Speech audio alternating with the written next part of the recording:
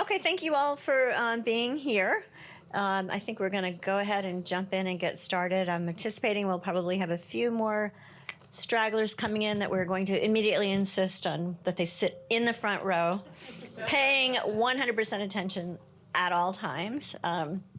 So if you already found a seat in the back, you're safe, but I won't promise that for people who come in late. I'm Mary Beth Schneider. Really happy to be with you all today. My position is a little unique in state government, and we'll talk a little bit more about that as the day goes on. But I am the Inclusive Internship Coordinator, and I'll just kind of give you an overview of what that means, and we'll dive in a little bit more later. But basically, my job is to help people with disabilities find internship opportunities in state government. So again, we'll talk about that in a little bit, but I'm here more today to talk with you about state as a model employer. So I mentioned to you my role is a little unique in state government because I'm sort of shared between two offices. I work with, I'm actually a Department of Labor employee, but I sit on the team of the Chief Disability Officer. So in that, if you're not familiar with the Chief Disability Office, which you should be by this point in the whole thing, I'm just saying you weren't really paying attention if you don't know. But the Chief Disability Office works across all the state agencies that touch disability in some way. Our job is to break down barriers, is to address in policy employment issues, accessibility issues, any kind of disability related topic that you can think of generally comes through our office, and we do the best we can. We have a lot of people in our office with lived disability experience, so it comes from a very genuine place. We all have a ton of experience in the field.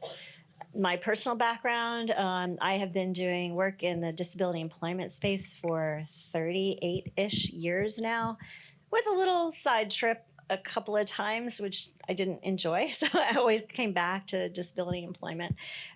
So I've worked with and for people with disabilities pretty much my entire professional life. So I'm really very honored to be still doing this work in this capacity. And I'm hoping that I know some people in this room, but I do want to encourage all of you to connect with our office, to ask questions, to challenge us. So that's what we do. Okay, I am told, and I'm not super good at this, but if we're going to try to have as much of a conversation today as possible. So if it's not said into the mic, it won't get picked up on the captioning. So I want to encourage you to ask questions when you have a question. I'll repeat it, and then we'll get a mic to you so we can make sure everything is captured. Good? Everybody's good. Okay, great. So, thank you. I have a clicker. There you go. So, state as a model employer. Same. State as a model employer. Spell it. You can spell it out. So what you'll hear me call it state as a model employer. You're going to hear me call it Executive Order 31 frequently. But essentially, state as a model employer gets at addressing this gap of people with disabilities who are working and people with disabilities who are not working. It's too big. We need more people want opportunities to work, whether it's in state government, which is what I encourage people to do, or in private industry. So it's meant to address this employment gap, and it's meant to address the poverty gap, because we know if you're not working, more likely you're living in poverty. And I will just say one other thing about work is we know it's such a huge social determinant of health. And I know everybody in this room is down with that idea. We know that when you're working, you tend to stay healthier, you tend to stay more connected. And it's such a huge, it's a huge public service that we can do for someone to keep them healthy and keep them engaged. So you may know that the commitment comes from for New York State to be a model employer. And am I standing in front of the thing? Can you all see the screen? Okay. so it comes from Kathy Hochul's commitment to making sure that New York is a model employer. We want to be a preferred employer for people with disabilities, and we want to model what we want to see in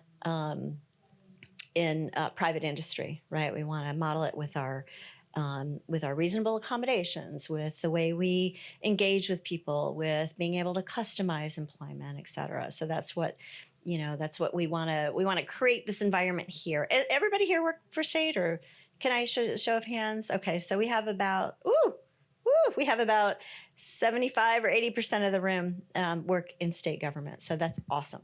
And I have to tell you, like, personally seeing, as many of my colleagues in one place talking about the same thing with the same goals is just really empowering for me. So I'm really, I'm very happy to be part of this energy, because we're going to move this employment needle. If it's the last thing I do, I'm just saying. So in 2023, Kathy Hochul signed this Executive Order 31, or state as a model employer. And could you just go back to that one quick sec? Oh, I didn't put a link in it. But if you're interested in reading the whole thing, you can Google it on the NewYork.gov page, or if you see me after, and I'll help you find it if you're interested. Okay. And the executive order, and I'll tell you a secret. Before I worked in state government, I thought these executive orders were just things on paper, and somebody's making this declaration. We will now be a model employee. I didn't know. It turns out this stuff has teeth, and it has energy, and it has commitment behind it. And so if you didn't know, now you know. So you know this about state as a model employer. And I know you heard Andy talk a lot about, Andy Sink, the Employment First Director. I know he's talked a lot about Executive Order 40, or Employment First. And I think our wrap-up session is going to be more focused on that. But so these things have teeth, and they have commitment. So what this executive order did, and I won't kind of list the whole thing. You can see it here. But this executive order requires a couple of things, and I'm going to focus on one of those things in a major way in this conversation. But one is for all the state agencies to be involved in the creation of a plan. What are your strategies to enact Executive Order 31? What are you going to do? What is each agency going to do? Okay, and that was kind of year one of the process, which was, we did the first survey in 2024, and it was supposed to be a look back to 2023. It was just a starting point. Let's set some benchmarks about where we are. Okay, so that was a big part of it. And then the CDO, Chief Disability Office, we're collecting those plans. We're doing some of the data analysis with some help from our federal partners at SEED, the Employment Exchange, Supported Employment Exchange, I think is the proper title. We wanted each agency to do their part to commit to hiring people that are on the 55BC list. Everybody familiar with 55BC? I see some hands. Good. See some hands, but you're going to get more of that information today, which I'm really pleased about. And then to work across with other agencies like Office for Employee Relations, Civil Service. I know we have a bunch of civil service people here today. Information, ITS, to do some review about how we're engaging with people in terms of, how are we putting information out there? Are our websites accessible? Or is our digital information accessible? So all these pieces go into making New York a preferred employer for people with disabilities. Okay. And then we're also, again, I'll talk a little bit more about this when I get more about the program that I work with, but also working with State Rehab, Access VR, and Commission for the Blind to talk about things like customized employment. And I'll let you in another little secret. New York's not super great at customized employment right now. Okay. And everybody see a lot yeah. When I say customized employment, do people know what I mean? Oh, you don't know. Okay, good. So thank you. Thank you for your honesty. We had one person honestly say, no, they didn't know what customized employment. So customized employment, actually, it's kind of a term of art, but I'm going to use it in a more general way. So it's really looking at a job and possibly breaking that job out into pieces so it works for someone. I will give you a great civil service example because they've been awesome at this. The first intern I worked with, he got a job. He got an internship with civil service in the health in their health clinic. He was doing a job that was originally part of a clinician's job. So clinicians were having to be pulled to do this clerical or administrative job. Okay. But being a little more creative about how we looked at that job. So Caleb came in, he was able to pull out pieces of that administrative piece that didn't require a clinical background or clinical skills so that clinicians did what they're really good at. So that's kind of an example of customization. Sometimes you hear it in a more generic way called job carving, that kind of thing. But it's basically breaking apart a job in a little bit of a different way. So we see where somebody's talents can be plugged in. You can also think about it just in terms of how, there's that one thing that you cannot get to in your job. And I see a lot of heads shaking. You can say it's okay to say it, because we're all friends here, but there's just that thing, and it gets pushed off because it's not high priority.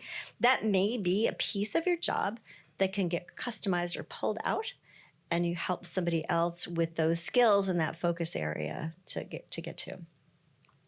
Thank you for indulging me on that little venture. So let me talk about the most awesome survey. Is everybody familiar when I say the survey, the EO31 or SAME survey? Can I get a show of hands of people who know what I'm talking about? Okay, just a few people. So that's kind of awesome. So people really do, because it's awesome because I said it was awesome. It's right there on the screen.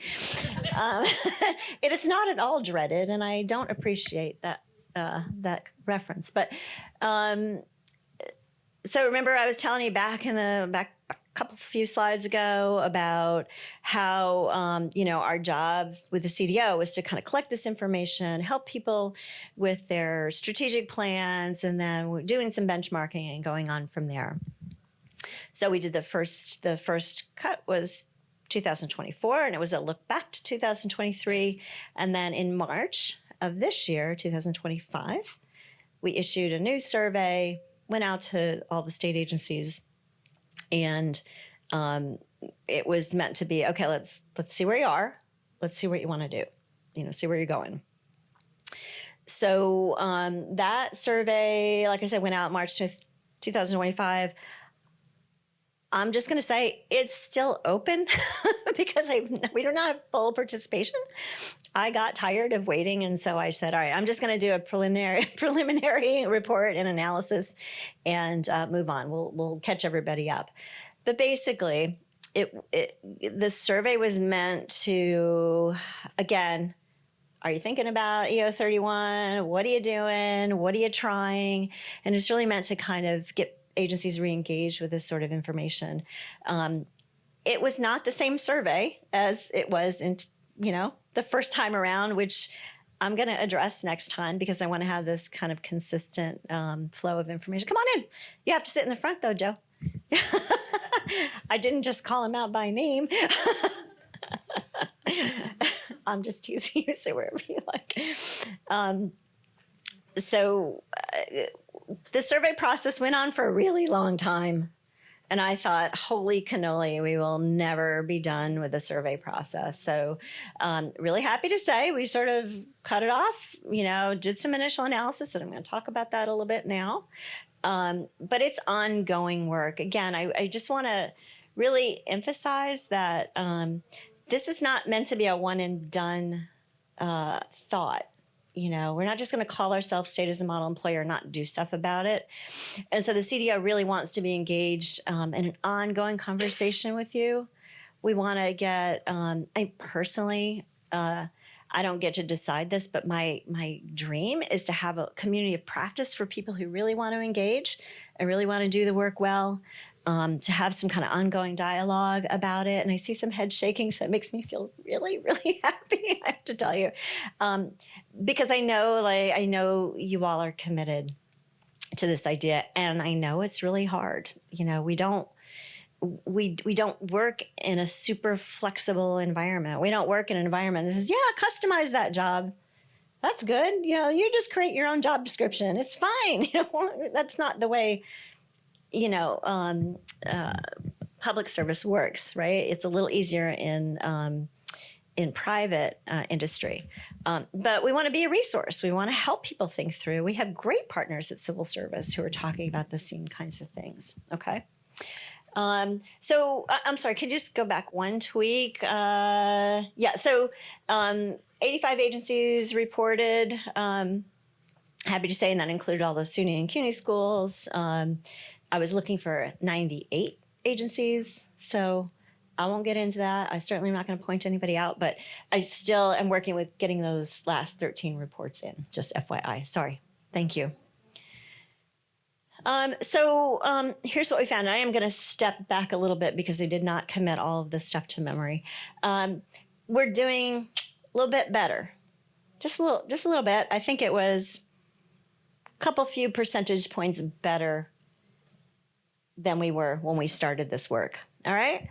We're going in the right direction. You're going to see, and please take notes because I will be quizzing you on these numbers and the math going forward. You're going to see some differences in terms of, like, for example, in 2024, we reported, over 350,000 state workers. In 2025, it was just 250. I put a little considerations on there I want you to think about, because remember, we don't have all the agencies reporting yet, and some of the data was just not as readily available. So I wouldn't totally worry about like where there's differences there. I'm sorry, say one more time. By 100. Steve was asking like a difference of 100,000. There were 13 very large agencies that didn't report, Steve. So I don't, I would guess it's not exactly 100,000 people, but it's probably, we're probably getting close to the same reporting numbers. The number you'll see, there are some, even when we had fewer agencies reporting, our numbers of disabilities, people with disabilities in the workforce, getting a little better. I'll live with that. Reasonable accommodations, that really we weren't able to decipher that from the first round, but from the second round of the survey, we have, of the 15,000 people, about 11,000 or so had reasonable accommodations. So that's super good.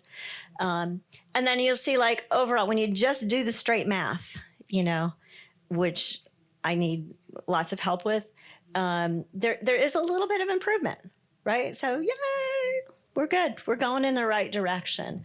I'm a little bit of a skeptic, so I always put my little caveats in the end. Could be, I want to know why. Like now I want to know, it's like, okay, we got this. We're doing a little better. Why are we doing this? Is it hopefully? And what I'm going to attribute it to is state as a model employer efforts. So that's what it is. That's why we're doing better. And that's why we're going to keep doing better. Hi, we have a question over here.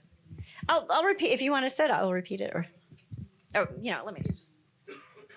Yeah, I'm a data nerd. I'm curious. A lot of employers misunderstand accommodation and the cost associated with accommodations, or the complexity. And since there's so much data and information on the accommodations with the state, I'm wondering if it's been broken down into average cost or type of accommodation, so that information can sort of fuel and better inform employers. That is an excellent question. We did not address that in this survey, but that is something that we can work with our colleagues on, particularly at civil service, to kind of to break that down. It's a really good, those of you, there are many people in the room who have more experience than I do with this, but I understand the average cost of an accommodation is somewhere south of $500 or so. Is that?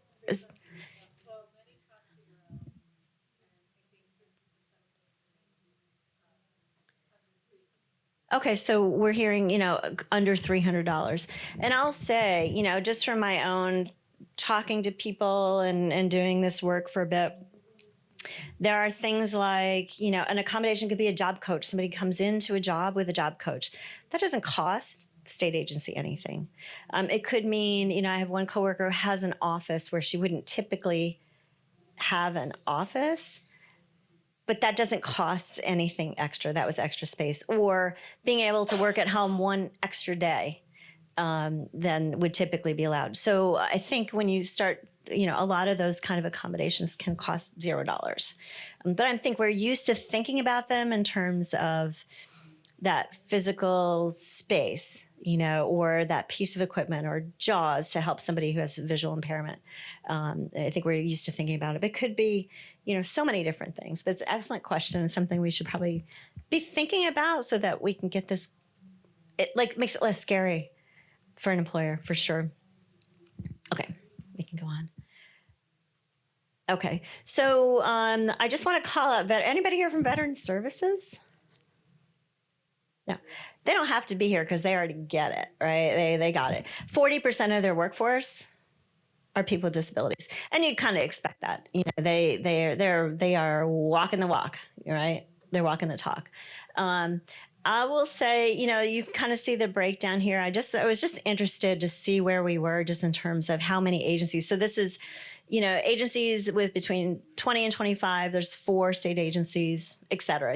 I'm not going to read it all to you, but, that we're not doing too bad when it comes to, between 10 and 19%, but we need to do better, right? And we're always striving to do better. These are just kind of where I thought might be interesting benchmarks, and we all need to get up to Veteran Services. That'd be awesome if we're all that good at it. So again, this is kind of a breakdown. This reflects like how many overall employees are at each agency and where they are just in terms of numbers of people with disabilities. So you see the biggest growth there.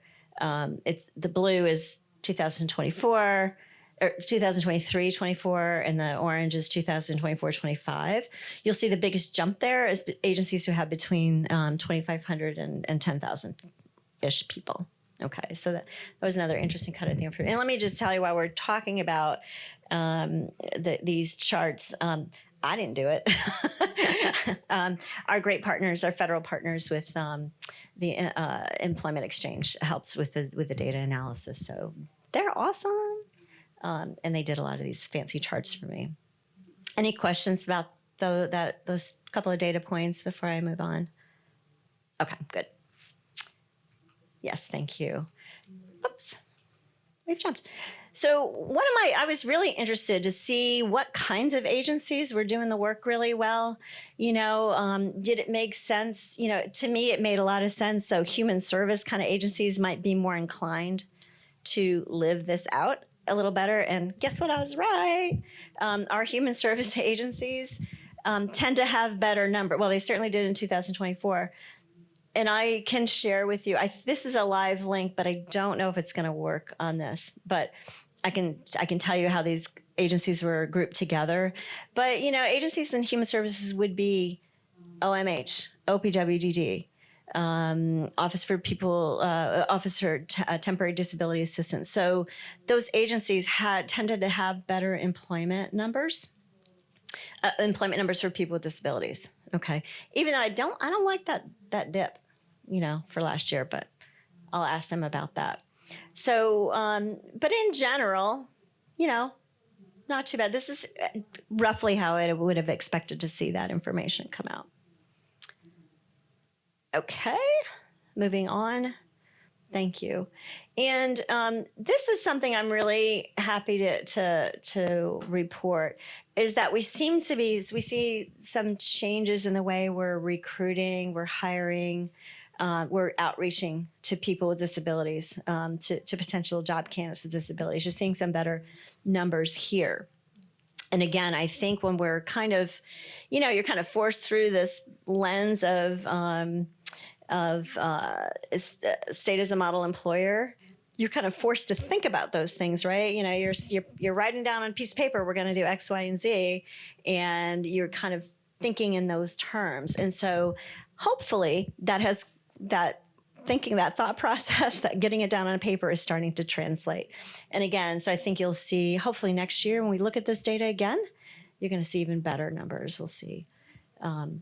But I like to know that we're kind of modifying our hiring practices. And again, it's reasonable accommodations in the interviewing, having virtual interviews for people. Who are you outreaching to? Where are you? Where do you? What groups are you trying to reach? And more thoughtful processes around that. Okay. And hopefully this is gonna lead us into some of the next parts of our conversation, but I will, this is where our state agencies are in terms of work-based learning and internships. And I'm going to talk a little bit more about internships soon. But 44 is good, but we could all be doing that, right? 98 would be awesome. Okay. So internships are, opportunities for people to come in, demonstrate a skill, learn a new skill, build a resume. Apprenticeship, it's something I know the Department of Labor are really invested in, paid opportunities for people to work with experienced tradesmen, craftsmen to really develop a skill.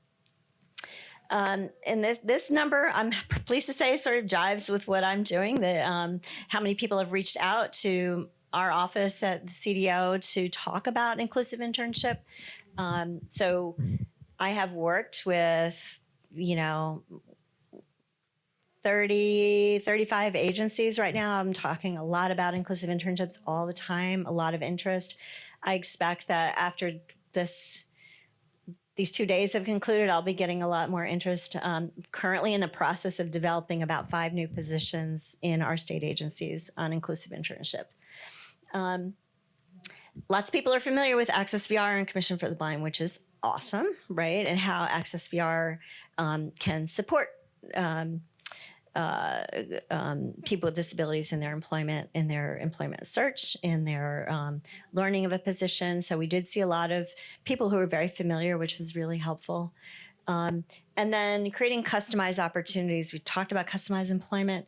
Only 13 or so agencies. That's not a surprise to me, but I'm really hoping to really get at this number because I think there's so many awesome things we can do when we start to think about what makes sense in a different job description. What really belongs there and what we can put aside a little bit.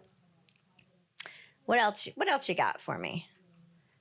Okay, so these are some of the agency strategies that people have talked about to make our workforce more inclusive. And I'm sorry if I'm standing right in front of you, but there's a lot of work done to look at our physical environments and our digital environment. A lot of surveys being conducted to see, is this building accessible? If it is, a lot of buildings are going to meet that accessibility standard, but is it really accessible? Is that cubicle, is the desk going to be tall enough for a person who uses a chair? I was in a building not long ago in Syracuse, and they said to me, here's my concern, which is very awesome when the workplace understands it. Our bathrooms are accessible, but the door's really hard to open. Do things like that? And so that always makes me really happy for people to say, we're concerned about this. We want to be inclusive, but we don't want to have that be the thing, that keeps somebody out of the work environment. So a lot of disability etiquette and inclusivity training, we get a lot of that comes to our office. Policy review and updates, et cetera. And a lot around employee feedback. So not just employment satisfaction kind of general tools, but feedback for that employee with a disability, feedback around, did you ask for an accommodation? Did you get the accommodation? Is that working for you? So satisfaction with that. Is it helping you be more productive? And so those are the kinds of things that we see in our survey results that people were addressing. So proactively, people are accessing the 55BC list, and we have Nicole is going to talk with us about that momentarily. Collaborating with external organizations and educational institutions, exploring customized employment. And is everybody familiar with the term ableist? Do y'all know what that means? Okay. Roughly. Okay. It's just kind of thinking about our language that is biased against people with disabilities. Do you know, and it shows up a lot, by the way, in our job descriptions when we don't even really realize it. Like, how many boilerplate job descriptions have you seen? This must lift 50 pounds, and maybe it does, but, lots of times it does not require, that's a thing that's old, and that can be like ableist in a job description. Okay, I think we can move on. So, some of the same kind of strategies here. A couple of the internal communication pieces that I really liked. People talked about posting their EO31, their same plan, posting it on their website, making sure that people who are doing their agency recruiting understand that we have this practice, so that, your recruiters, your hiring managers are really, really understanding this information. And creating a plain language toolkit, also super important, especially if we want to make sure that language on our website is clear for people.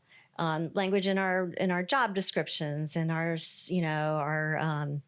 policies and procedures, that they're written in a way that it's accessible to people, that people understand. Okay. Yeah. And further, and this is kind of what gets me going, because I think about, again, I know I kind of started with this, but I think about this work as ongoing. It's not like we're there, we did it. It's ongoing, and it requires constant communication, constant talking, and when I was working with agencies to help them get their plans submitted, I wanted people to understand this was supposed to be a collaborative process. And this Chief Disability Office, we want to start where you are, celebrate your interest in making this better, and work with each agency to help make it better. And so when I view this going forward, I see a lot of collaboration. I see regular communication.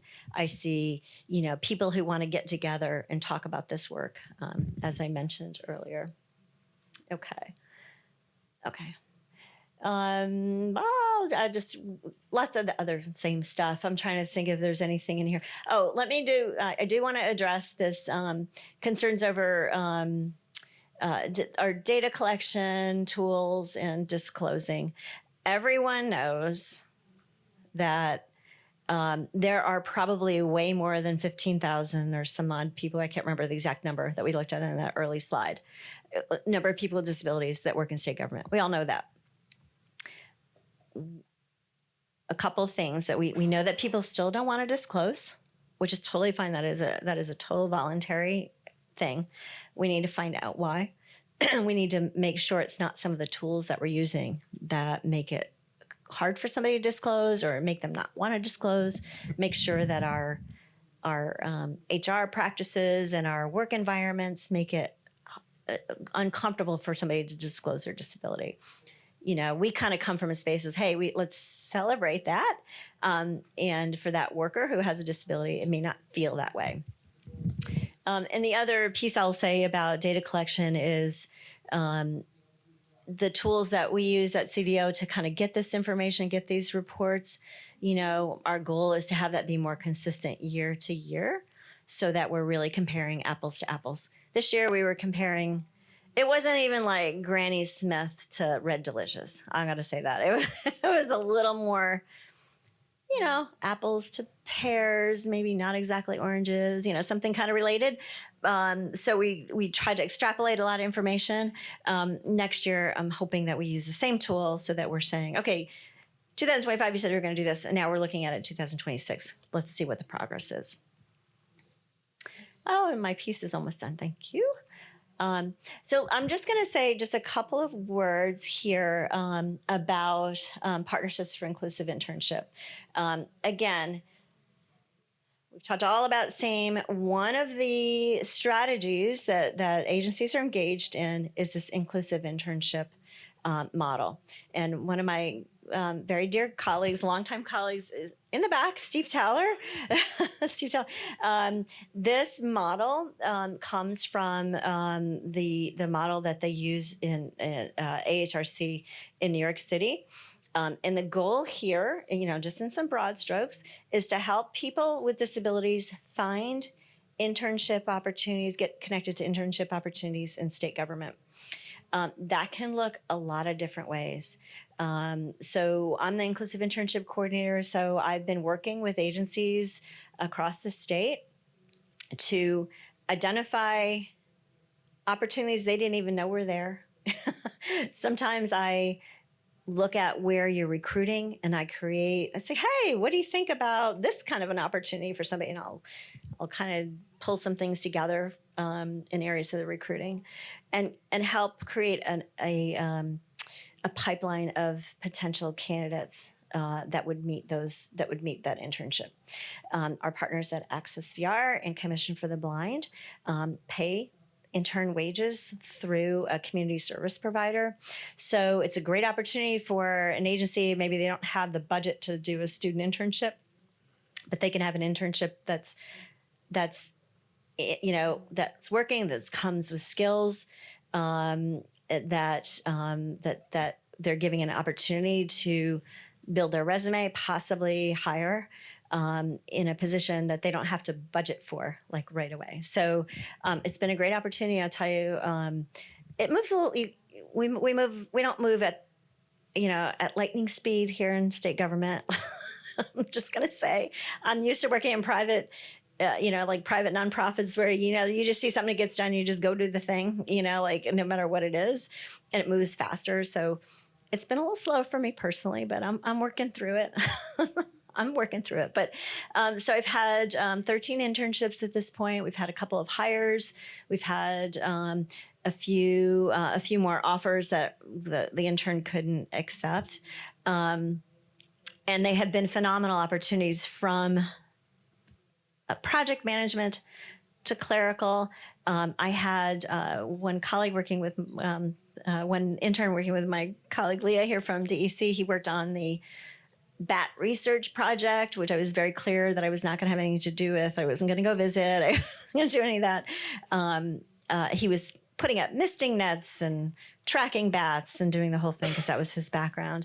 My dear friends from DMV in the back have hosted an intern on their DEIA team, which has been phenomenal. It's been such a great experience. So we've been able to be creative, find great opportunities, and then some fantastic candidates matching them together. Happy to talk more about that. I have some information up at the front that I'll be happy to share. But right now, I'm going to turn it over to my colleague, Nicole, who's going to talk to you about the 55BC program.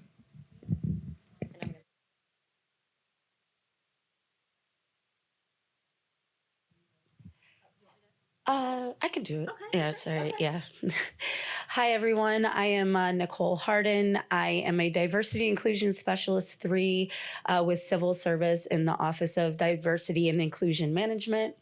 I am the team lead for the 55BC program, and I am a product of the 55BC program. The program works. The program is effective. Right now, it's kind of at a stall because of New York Helps. But how many people, I know a lot of people raise their hands in here, but how many people know how the program really works? Wow. Okay. I hope so, Tyrone. All right. So I'm going to go ahead and talk about today how the program works, answer any questions. Much like Mary Beth, I would prefer it to be a conversation. If you have any questions along the lines, feel free to ask. So what's the purpose of the 55BC program? What statutory basis, types of jobs that are eligible, who and how is the program participant, requirements, and how to find current vacancies. The governor's program to hire individuals and veterans with disabilities, known as the 55B and the 55C program, respectively, allows qualified individuals with disabilities and veterans with disabilities to be appointed by state agencies to, and I'm going to take away the term entry level because their entry level is so misleading, and I'm going to change that out with positions that are open to the public, that are competitive class civil service positions without requiring a written examination. So New York State Civil Service Law, Section 55B, allows up to 1,700 open competitive positions. If you know, the past year and a half, a little bit over a year and a half, that number went up. We used to have 1,200 positions, and I hate using that term positions, but until civil service changes it, I'm going to call it positions. They're actually item numbers. So they're on a first come, first served basis with New York State agencies. So an agency decides that they want to hire an individual from the 55BC program, and then they'll put in request to go to the Civil Service Commission. And then that item number, upon approval of that request, will be flipped from a non-competitive to from a competitive to a non-competitive item. Now, the positions, like I said, when it's kind of misleading when it says positions, because when somebody says that to me, I think, oh, you have 500 office assistants and 200 human resources specialists. But it's, like I said, it's on a first come, first served basis.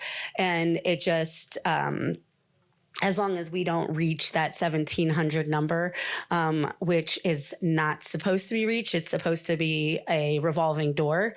One comes in, one goes out, et cetera, et cetera. I can explain that a little bit further. Section 55C, that is for the veterans. And that allows up to 500 positions with New York State.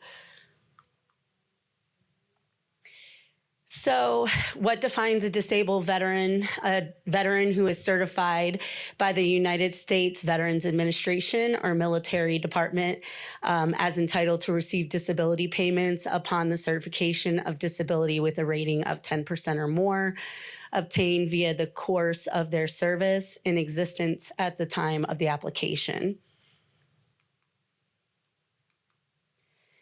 Titles that are available for appointment under the 55B and C program are those positions that are open to the public, or positions that are also called open competitive, positions which include a formal traineeship.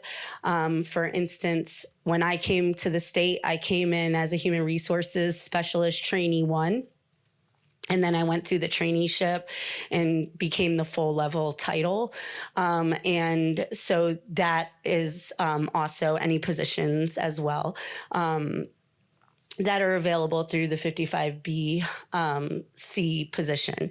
If you have any questions on a position that it may or may not be, whether it's 55B or 55C eligible, you can reach out to our office. Myself, Tyrone, or Samad can definitely guide you in the right direction. But the way that the vacancy announcements are written, they're supposed to have it in there stating that it is a 55BC eligible title, but sometimes they do not.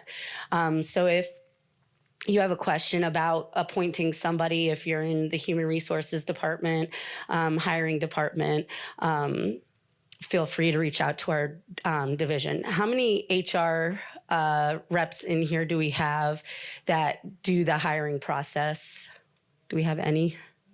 No? Okay. All right, then I'll save my comment. All right. Some other examples of open competitive positions: senior attorney, an office assistant 1, human resources specialist 1, trainee 2, public building manager 1, 2, and 3. I always like to use public building manager 1, 2, and 3 because each title is its own title series.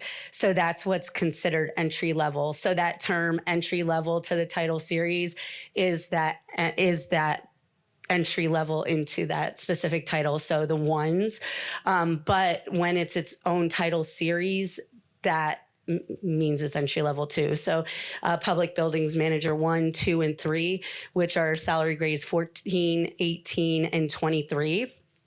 So you're not necessarily starting out at a 6, which is a common misconception for a lot of individuals who are applying for positions with New York State.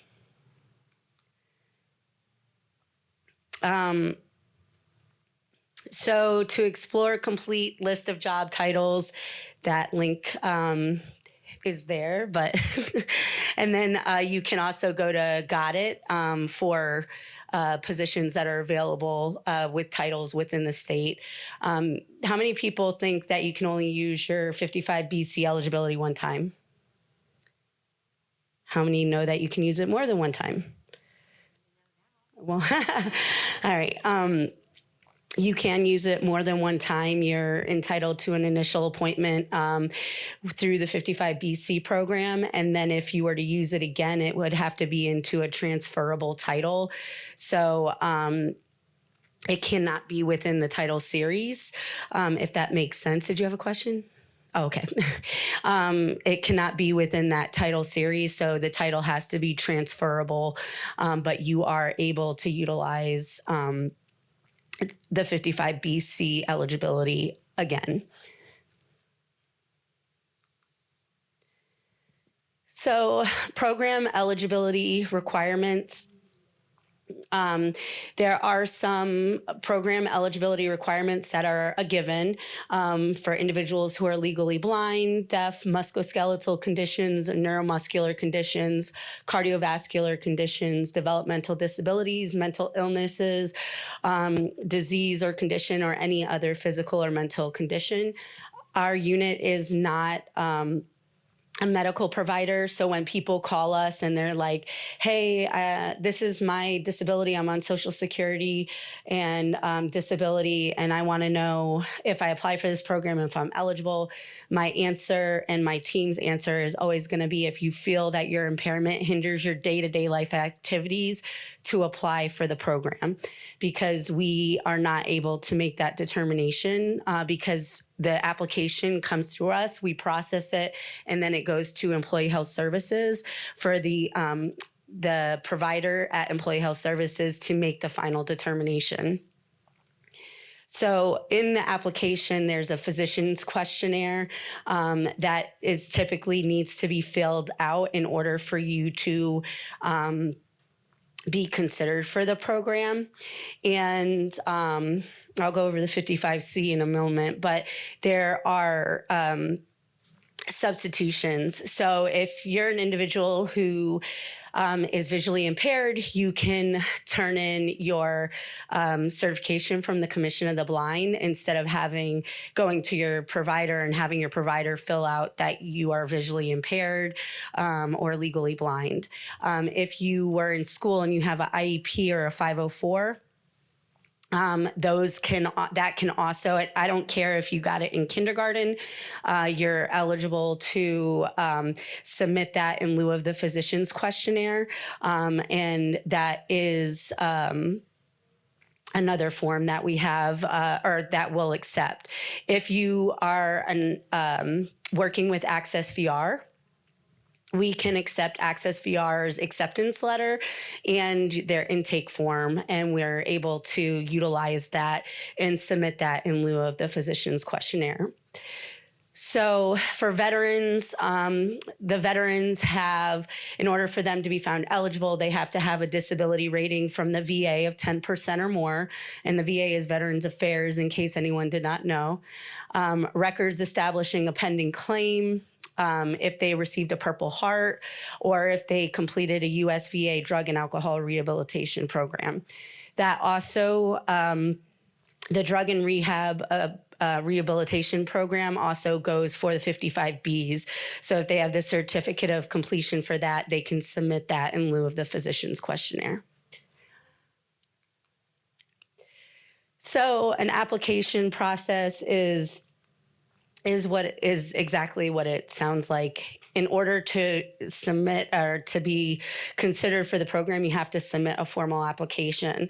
And the formal application includes the first page, the second page, the third page, the fourth page, and the fifth page, not whichever ones that you choose that you want to submit. So the cover of the application has the first name, last name, social security number. People will not put their social security numbers on there because they're afraid of identity theft. However, we cannot process your application if there's not a social security number on the application. We ask for a current resume as well, so that we have all of your updated information. And then for veterans, they have to provide a DD-214, a VA rating document, Purple Heart documentation, or the Restoration of Honor Act determination. So definition of disability in accordance with New York State human rights law and the Americans with Disability Act, along with the certification provided by Employee Health Services, documentation from the Department of Veteran Affairs, demonstrating periods and characters of service, and there's no requirement any longer to have served during a wartime capacity. Restoration of Honor Act was passed in 2019. And that's for veterans who received an other than honorable or general under honorable conditions discharge because of post-traumatic stress, military sexual trauma, sexual orientation, or gender identity. And what the Restoration of Honor Act, if approved for it, what that does is it reinstates the veterans' state benefits to the veteran, which would make them eligible for their veteran preference points in the 55C program. Who can get a job via the program? So there are no exceptions. One of the biggest things that we see is individuals will get their letter of eligibility and they'll call us and they'll say, okay, where's my job? But we don't pair people with jobs, unfortunately. Maybe in the future we'll be able to, but 3 people cannot accommodate 15,000 people in New York State.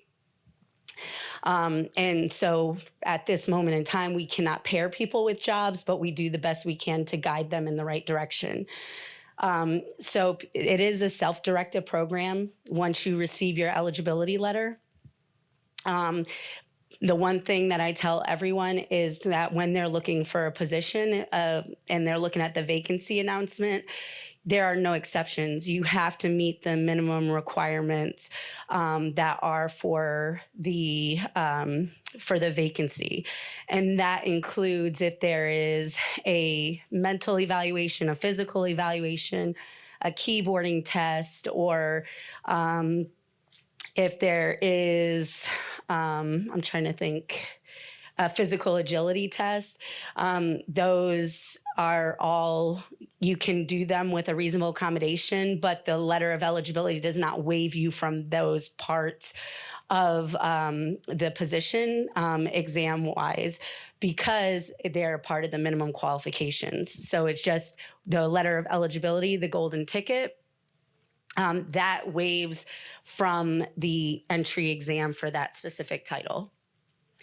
So they do have to meet all the minimum qualifications. I'm going to say it again, no ifs, ands, or buts about it, because they'll just get bypassed if you do not meet them. So finding jobs, everybody knows the state jobs website. You're going to click on jobs open to the public. You're going to look at vacancies, you're going to do a search, and then to be 55 BC eligible, it does have to say that it's a competitive class position. And then you're going to look at the job specifics, look at the minimum qualifications. Like I said, majority of vacancy announcements do have the language for 55 BC to identify. And we are also working on currently getting a box that you can check, and all positions that are 55 BC eligible will populate if you click on that box. So that's in the works. As well. So the this how it says a 55 BC appointment, the position is eligible for 55 BC designation, and candidates with 55 BC eligibility are encouraged to apply. So then what happens is the individual will go into the contact or how to apply tab. And when they get to the how to apply, they're going to read the instructions and the notes on applying, and they'll submit a copy of their cover letter, their resume, and their 55 BC eligibility letter. Individuals who are 55 BC eligible have, Mary Beth had mentioned earlier about the 55 BC list. We have a portal that's specific to 55 BC individuals.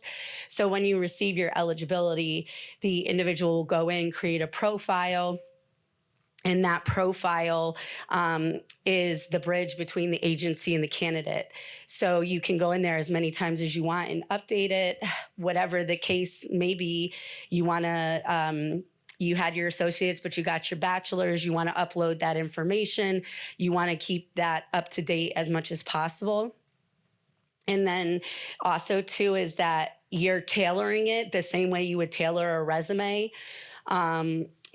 In that section, because we have a lot of people who will contact us and say, hey, Nicole, I'm only getting Canvas letters for office assistants and I have my doctorate. I'm not looking to work as an office assistant. How do I make these stop? And then when we go over their profile, they show that they did customer service in a call center for 10 years while they were working on their doctorate.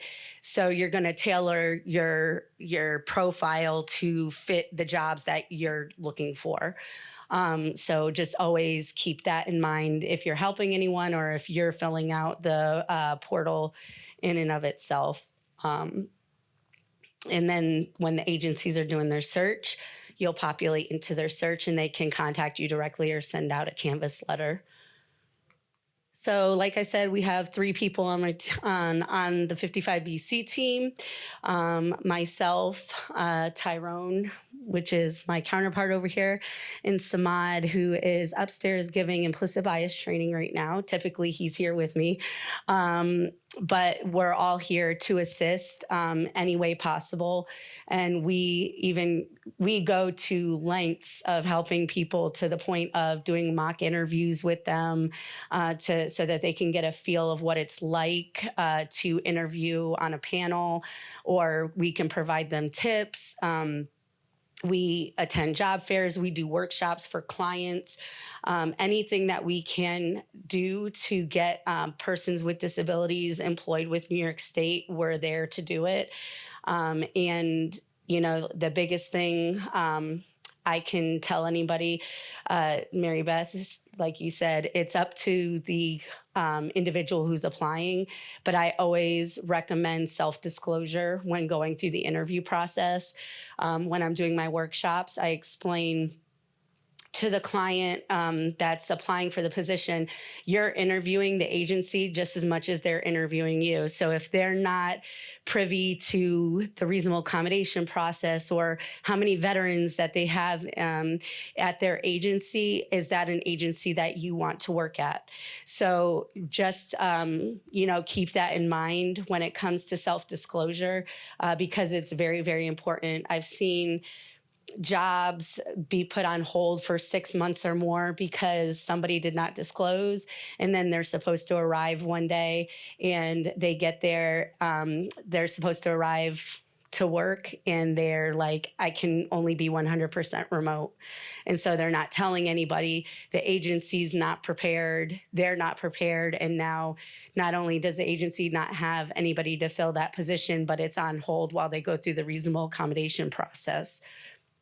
So if anybody has any questions, feel free to reach out to me. Do you have a question? Yes. I'm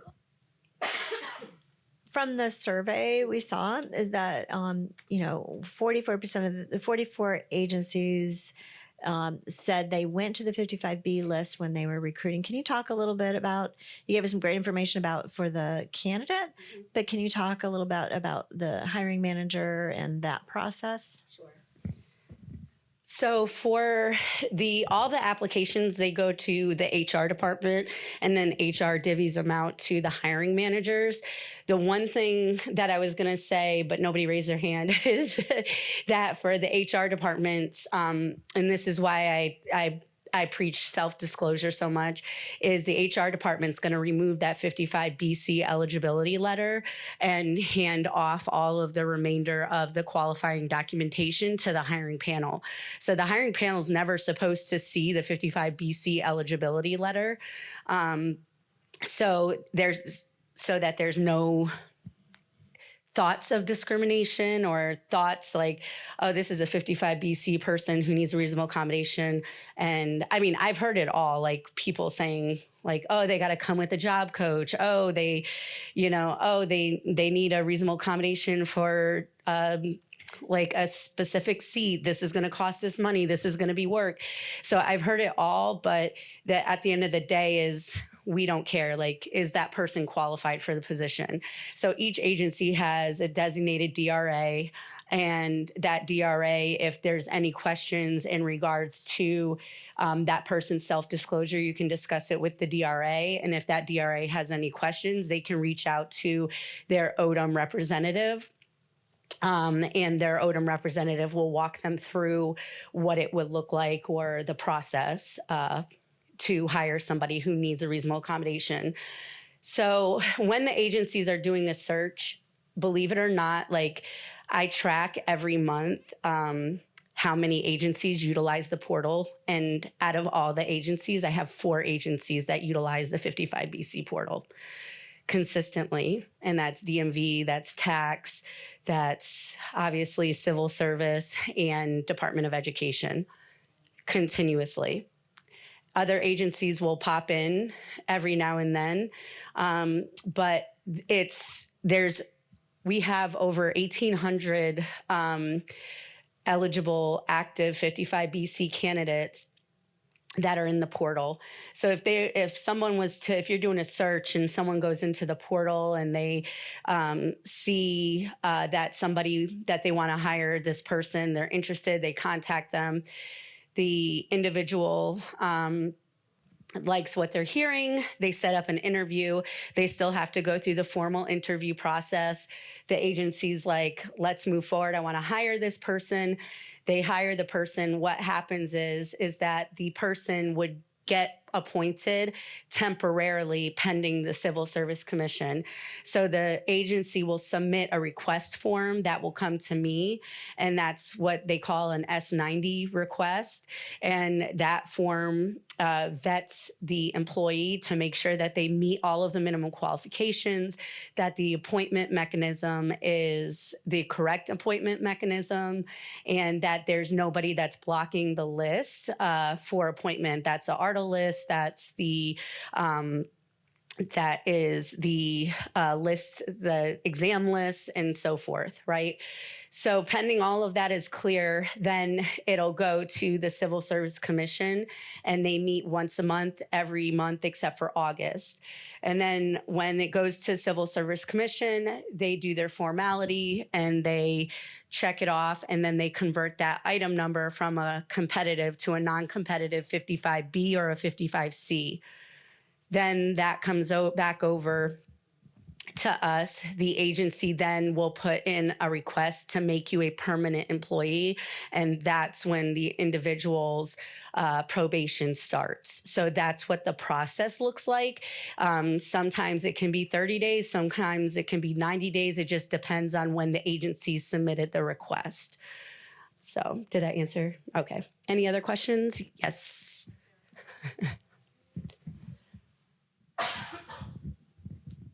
So I had a question about disclosure and the hiring managers. I wonder if you said when you give people the applications of someone in the 55B program, you take out the letter so they don't know they have a disability.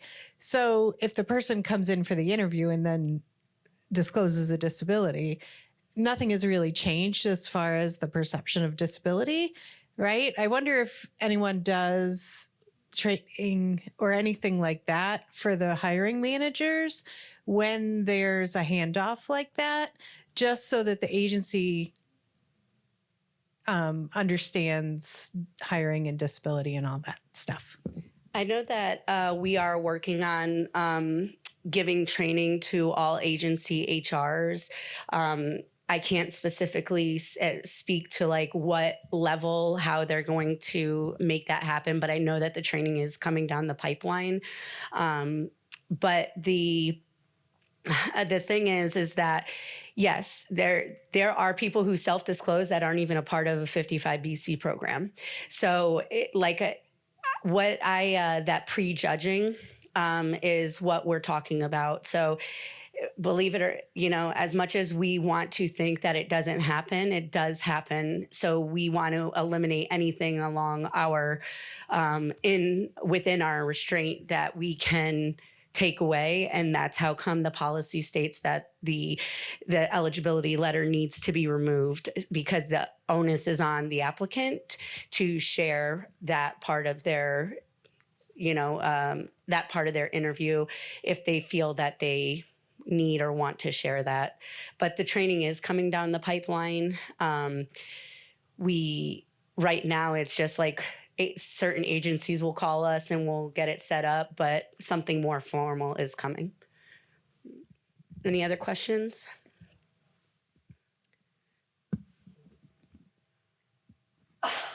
You mentioned a kind of high variation between the number of agencies that come to that list, as well as we saw variations in the agencies that were hiring and onboarding people who have disabilities. Curious about whether or not the state of California has created some type of association or ERG group of individuals who work for the state who have disabilities to kind of commune together, as well as share best practices and their thoughts around disability. I've worked with some states who have that, and that can be a really strong encouragement for other agencies to start taking part in it, and for peer-to-peer connection, as well as mentoring for those that come in at the entry level that then want to kind of move through the government system and take higher level positions. And another thing we've seen be really helpful are sometimes award ceremonies for agencies that are increasing the number of internships or people that they're hiring, so that you can reinforce some of the set goals around the percentage of diversity, disability workforce goals that you're achieving. Thank you.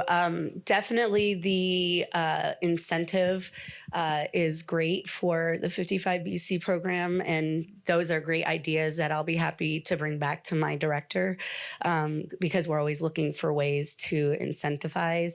However, the 55BC program is on its own budgetary restraint, so that's like the biggest incentive for agencies to utilize it, because it's not coming out of their immediate hiring budget, if that makes sense. It's on its own.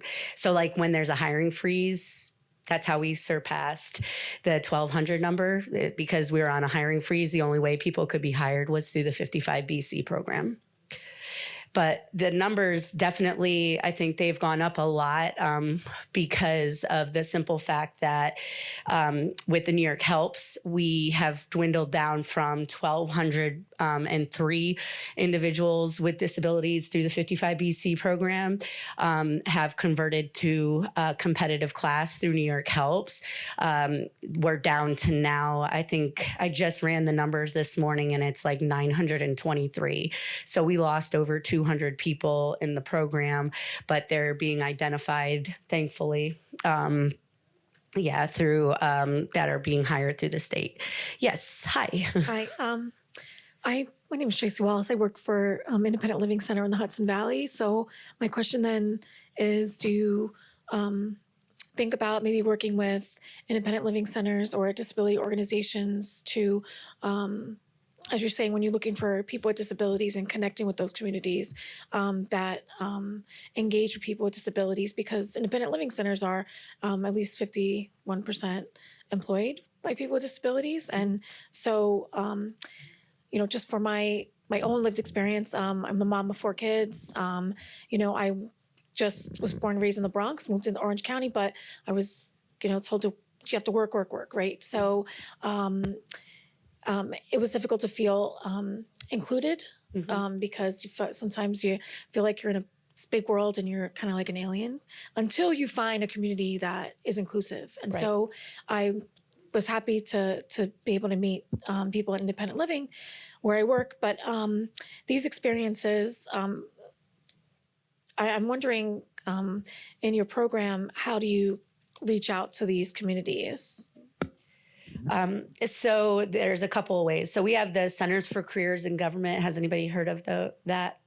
The Centers for Career and Government are across New York State, in Long Island, all the way to Plattsburgh, and everywhere in between. And they are stationed out of the DOL offices. And what they do is they make those connections and they go to those communities and they attend the job fairs, they attend resource fairs, transition fairs, and then any of those fairs that are requested, the presence of us will attend, someone from my team will attend. And we work very closely with Workforce One, with Living Resources. I actually have a training workshop that I'm doing with them in a couple weeks. And so we try to get out there as much as possible just through, word of mouth. And I think we're so busy in the fall getting out there, but the Centers for Careers in Government is our first line of defense. So we're out there with the Centers for Careers in Government, attending all job fairs, making those connections, setting up virtual job fairs, or demystifying civil service is one of the biggest online trainings that we do. So you can learn how to navigate civil service as a person with a disability. Yes. So I had something for Mary Beth. I was just wondering, when you're looking at the numbers, kind of as a caveat or consideration that I know for our agency, I believe that we sent out the disclosure form more frequently in the second year. So I wonder, the difference between the first year and the second form. I think that Civil Service was also encouraging us to send it out, the DPM 100. So I think that there could have been just more voluntary disclosure as well. So Yeah, I think that's a really good point, Leah. And, it's all data, so you can kind of cut it different ways, but it's a really great data point to look at, to take the agencies that did more, that had, put the survey out more than one time per year. What are those numbers compared? So that's a really interesting thing. I can go back and look at that. This is just kind of this first report that we did was kind of just the first cut at it. And I was looking at more high level, did we improve? Is really what I wanted to know. but understanding there's all those kinds of factors underneath it. But that's a really interesting point that I'd like to go back and look at. Yeah, I don't know if you can tease that part. It's just Yeah, I kind of think we it's can, something yeah. that covariated Yeah, with 100%. and also like running statistics on whether that 4 to 6% is statistically different, you know, would Exactly. be interesting. Yeah. So, yeah. Yes, thank you. Great. I think 2:30 is sort of the end. I don't know if you want to do, are there more questions? Another question? Hi, thank you for the sharing the information. So I'm actually interested in the training program that you mentioned at the end. I work for a community-based organization, and the majority of the members are people who people of color from immigrant background, Asian and Southeast Asian. Those people. A lot of people has language barrier, cultural barrier. So I, as far as I know, most of them are not aware of the great programs like this. Would it be possible that you could come to our community and give a presentation and then introduce this program to them? Yes, absolutely. I will connect with you after this and make sure you have my email address, and we'll connect with dates and make sure that we can get something on the calendar. But yes, absolutely. Any other questions?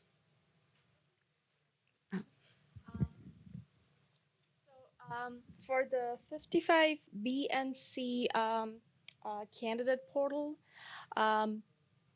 can authorities have access to that portal? We are an authority. Municipalities, county, that type of authority. Is that what we're talking about? I'm with NYSERDA. Uh-huh. So I'm not sure if we have or we can have access to that portal in some way. I know I'll check and see if you guys have access to it, but I know that county and municipalities do not have access to it. I don't know the reason behind it, but I can look into it. But I'll connect with you and see if you guys have access. I'm not 100% sure.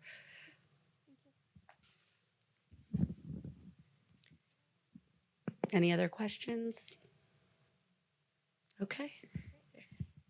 Thank you all so much. It was great to spend some time with you today. I'm here for the rest of the day. If you need information about SAME or Partnerships for Inclusive Information or Partnerships for Inclusive Internships, come see me. Nicole's here, and we really appreciate your time today. Thank you.